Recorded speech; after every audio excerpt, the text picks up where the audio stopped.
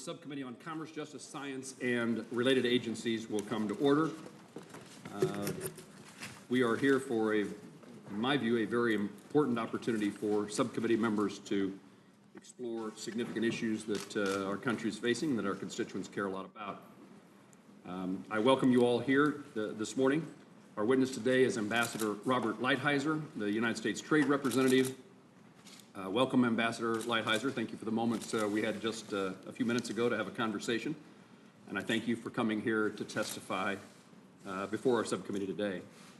The Office of the U.S. Trade Representative is responsible for developing and coordinating U.S. international trade, commodity and direct investment policy, and overseeing trade negotiations with other countries.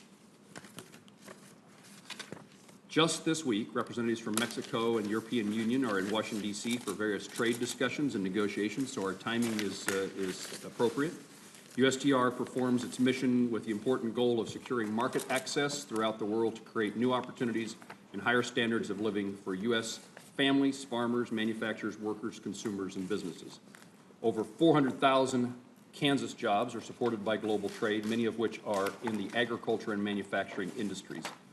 In order for USTR to succeed, Congress must make certain that the necessary resources are available to carry out USTR's important mission. The administration has requested $63 million for USTR in its FY19 budget request. As we consider USTR's funding needs, we must also be mindful of the administration's trade policies and strategy. Ambassador Lighthizer, under your leadership, we have witnessed a significant increase in U.S. trade activity and what I consider to be a major change in both policy and strategy. For example, you issued a letter on May the 18th of 2017, shortly after your confirmation, addressed to congressional leaders about USTR's intentions to renegotiate NAFTA.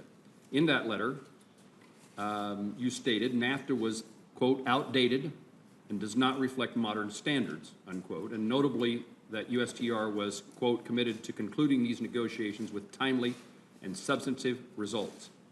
More than a year later, this process is still underway. This committee looks forward to learning more about USTR's progress on these efforts and ongoing negotiations. Ambassador Lighthizer, I do not think it would be a surprise to you that many are concerned about your efforts to renegotiate NAFTA, especially considering the administration's seemingly nonchalant attitude toward potential termination of that agreement. Understandably, many are even more concerned about the administration's direction today because in addition to NAFTA, USTR is at the heart of a trade dispute with China following findings by USTR's Section 301 investigation. I applaud the administration's effort to crack down on China's unfair trade practices. I hope you can elaborate on the administration's strategy regarding how negotiations are going with China. The tactics we now see, where the United States imposes tariffs, China responds, the United States threatens more tariffs, China responds, and so forth, appears to have gotten China's attention, but more tariffs cannot be the ultimate answer. Any further escalation of this dispute that results in more tariffs will only cause undue harm to U.S. farmers, to farm families, to manufacturers, workers, consumers, and businesses, the very people and industries that USTR is designed to help.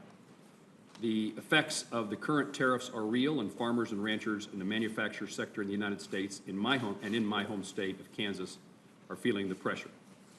A farmer in Cloud County, Kansas, Stacy Forshee, and her husband David are fifth-generation family farmers, where they grow soybeans, corn, wheat, and also raise cattle. The Forshee family, as well as many of their neighbors, will begin fall harvest in coming months.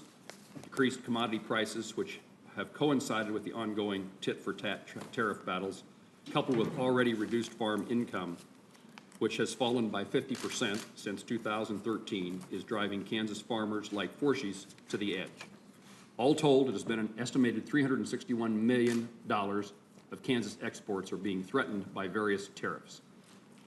Bottom line, trade and exports are how we earn a living in Kansas, and farmers, ranchers, and our nation's manufacturers cannot afford a prolonged trade war. Ambassador Lighthizer, thank you for joining us this morning, and I look forward to your testimony. I'd now like to recognize the ranking member of this subcommittee, Senator Shaheen, for her opening remarks.